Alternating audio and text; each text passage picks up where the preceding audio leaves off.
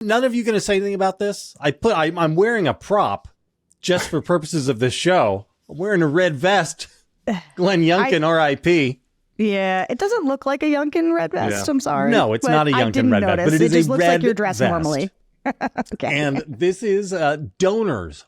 All Republican donors across the country were the big losers last night because their fantasy candidate, the guy they went to the Vest Summit with, wasn't that what it was called like 3 weeks ago? Yeah, the Red Vest Summit. The Red Vest Summit with, to plot their glory, how he's gonna jump in late, having turned Virginia red, and he was gonna challenge that bad orange man who keeps saying all the mean things in wah wah. Yeah, I mean, look, Sarah? Glenn Youngkin was never going to be the savior. He was never going to run. Right. The Red Vest Summits are about Glenn Youngkin. It's just like, what's up with St. Larry right now? You know, people love being asked by rich donors to run for president. They cannot resist that. Glenn Youngkin is rich too. This is what I don't understand. Like, no, bro, you're already very rich. You need to be with people who are extra super rich. No, it's not about their richness. It's about they seem like serious people who are telling him, like, you're the one. You're our great hope for the country. Look at your floppy hair, Glenn. You're not the one. I just think that's intoxicating for these guys. And, you know, he wants to keep that fantasy alive, but it died last night. I'm not sure if his 2028 ambitions died with it. I think that's an overread on it. But I do think he, like, went pretty hard. He, like, staked territory on winning this and on having a winning message on abortion, the 15 week with the exceptions, and to have it get rejected, you know, it's just disrupts his narrative by quite a lot. Well, I never really understood that. Sorry, go ahead, Tim. Yeah, I never really understood that strategically, actually. Like, why were you staking your political career explicitly? It would be one thing if it was like an implicit thing. I want to see how this turns out, you know, and then I might decide what to do with myself. But like, you're going to Politico and on the Sunday shows, and you're like, I'm going to decide what happens after a state Senate race in Henrico County. It's like, who cares? I mean, who cares about state Senate races in Henrico County except for the people of the Commonwealth of Virginia? This ended up being a big difference because, you know, Glenn Youngkin now can't do anything. Part of the reason why Glenn Youngkin's popular in Virginia is because he doesn't do anything, right? He has a Democratic legislature, and so it's hard to become unpopular if you're not passing, you know, the far right, you know, social cultural bills that he wanted to pass. So I never really understood why he was staking his political fate on random state delegate races in an off year election. So I thought that was strategically dumb. But he was, and it was very explicit. So when I was with Bannon yesterday, Bannon, this is not going to make the cut of the show, so this is kind of funny behind the scenes things. Bannon, like, didn't exactly say he was rooting for the Democrats in Virginia, but like pretty much said it. You know, he was just like, if Youngkin has a good night tonight, that's going to be bad for MAGA, right? Because the counter, you know, force within the party will have some momentum and will have some vigor, and maybe, you know, there'll be a fusion type candidate. Maybe Youngkin can be that candidate. I like Sarah, I'm pretty skeptical that Youngkin really was ever capable of being a MAGA normie fusion candidate, because he leans too far in the normie direction, like just by the way he looks. But anyway, I did think it was interesting that Bannon was at least, you know, you never know, he's full of shit. So like, but at least he was paying lip service to the notion that last night was meaningful in kind of this intra-party conflict, and that it was a big L for Youngkin.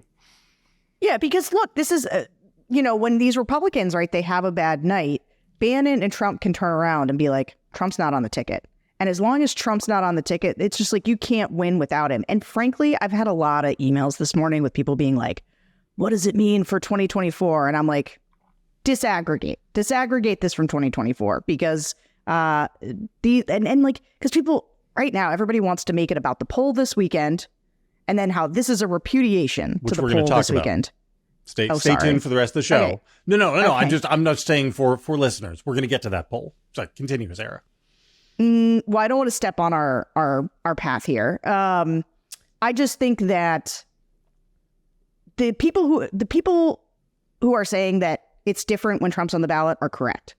Like, that is just the dynamic of right now is very different from what the dynamic of 2024 will be. And I don't think you can extrapolate that much. I think what you can extrapolate from it is that Glenn Youngkin ran at a perfect time where suburban normies were pissed off about COVID closures, especially around schools, and inflation, which he focused on.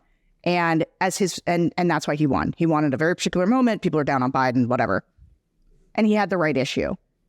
And a weak opponent. Yeah, and a weak opponent. And then he did, because he had presidential ambitions, he started to sound a little less normie. He still looked normie, but he sounded a little less normie. He ran on the abortion thing, which is clearly toxic for Republicans. And like, he misread everything. Like, he sort of squandered the one real narrative advantage he has, which is like, I'm a Republican who can win in a blue state.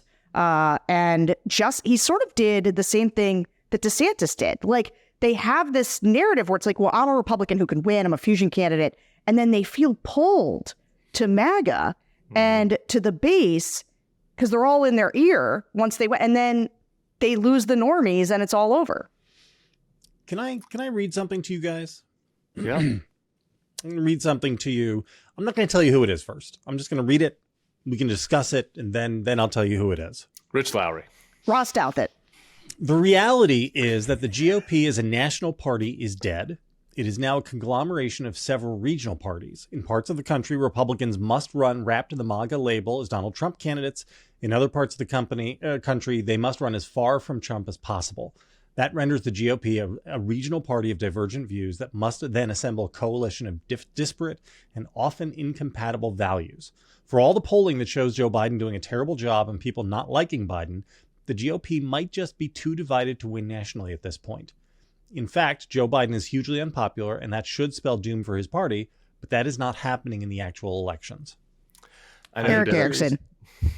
Eric Erickson. It was Eric Erickson. It was good. I saw that last night. Were you cheating?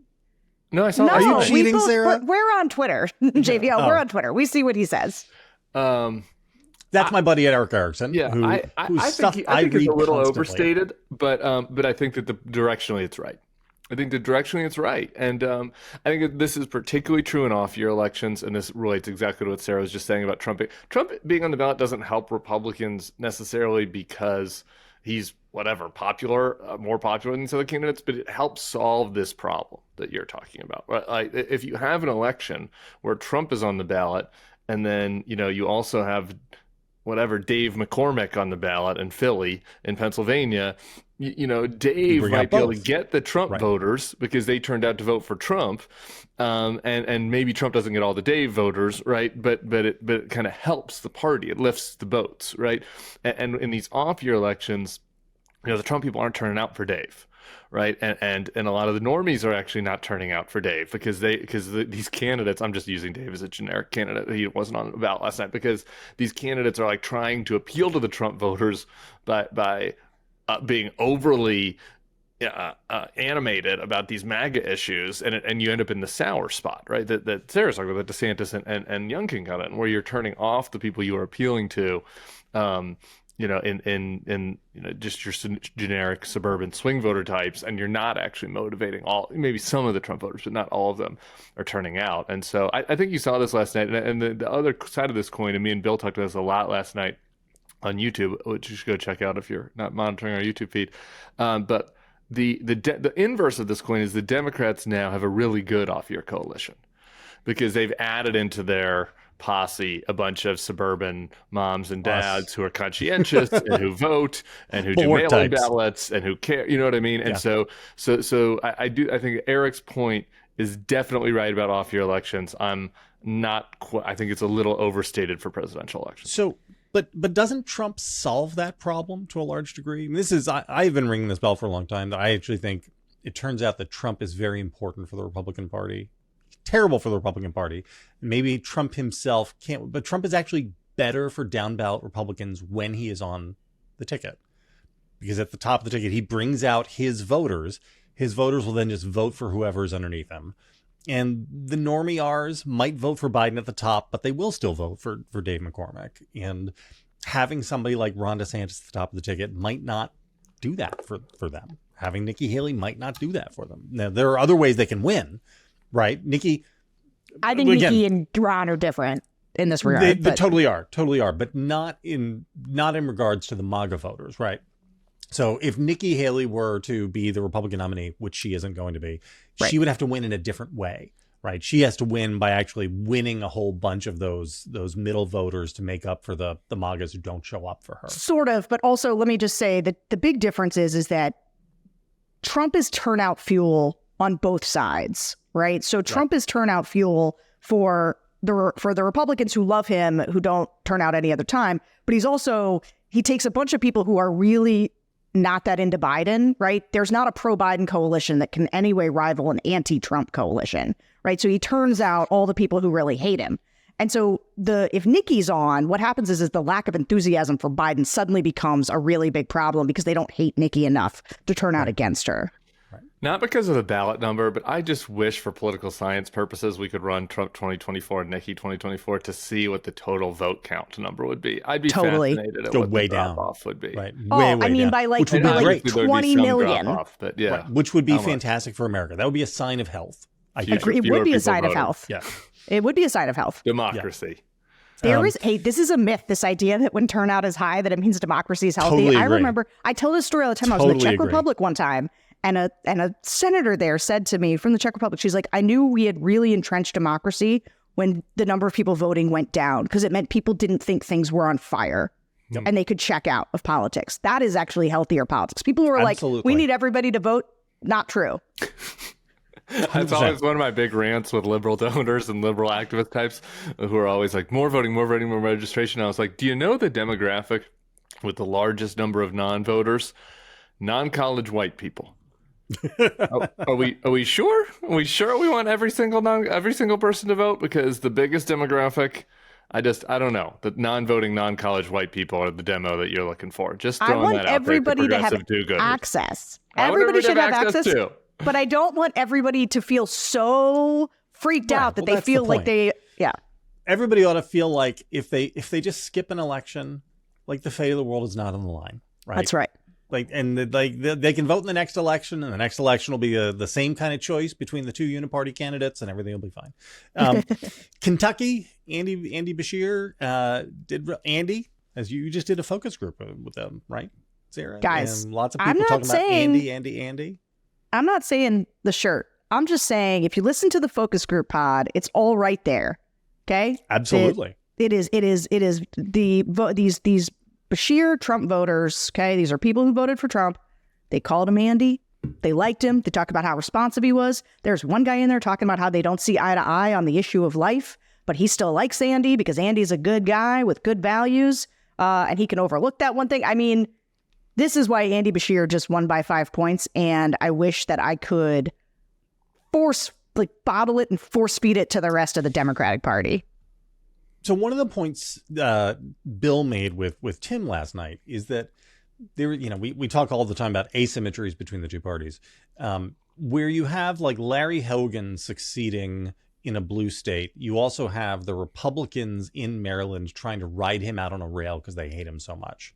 Yep. You do not see like AOC coming down to barnstorm against Andy Bashir because he's not progressive enough in Kentucky, right? I mean, the Democrat, and that used to be a problem in the Democrats. Actually, during the W years, this was a big thing, like going around trying. There were a bunch of Democrats who wanted to get rid of John Tester back in the day because he wasn't, and the Democratic Party basically came around to, no, actually, we're going to have to run candidates who kind of look like their electorates in their places.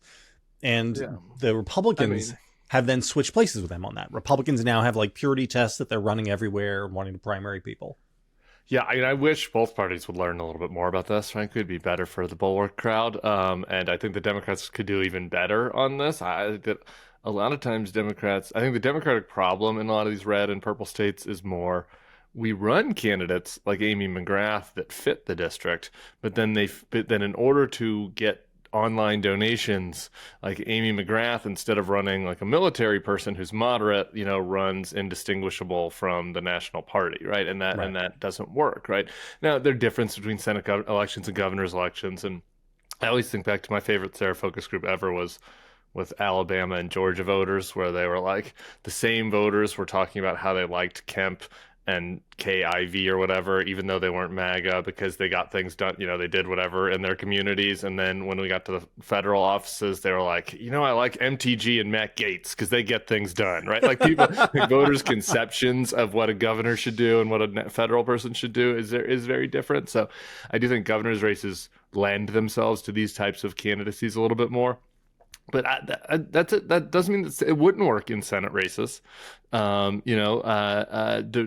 more heterodox candidates to try. And I think that the Democrats really could use more of that. They have a couple right now with Tester and Manchin. But swing voters exist is my main takeaway of the Kentucky thing. I mean, Donald Trump lost 2 counties in Kentucky, 2. He won 62-37 or something, I think. And, Andy Beshear wins pretty comfortably last night.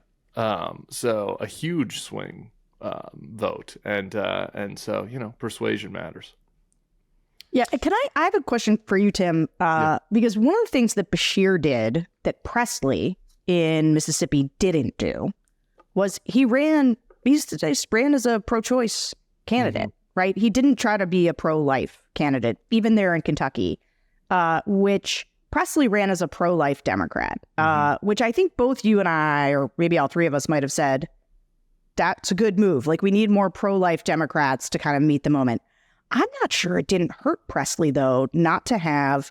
I think that abortion is one of these issues that if you make it a high salience issue for people, you pick up, especially at a local level where they are the decider about what's going to happen, or the ballot initiative is the decider. Suddenly, as we saw in Ohio, you get tons of Republicans who vote for these things. And I think that Beshear running unabashedly on pro-choice actually probably helped him and didn't help Presley. What do you think? I do agree with that. I mean, again, now we're getting into really over-interpreting what's happening. We have an incumbent governor, Beshear is incumbent, Tate is incumbent, right? It's Mississippi versus Kentucky, which is different. One of the things I didn't get to in my article about Presley that I should have is, one of the things I was thinking about was, he was in order to kind of navigate this, right? Like, how do I win over enough Trump voters while also benefiting from what we were talking about earlier, which is the Democratic coalition's turnout advantages? Their answer to that was Medicaid, right? Like, Medicaid access was the big kind of issue that they were running on.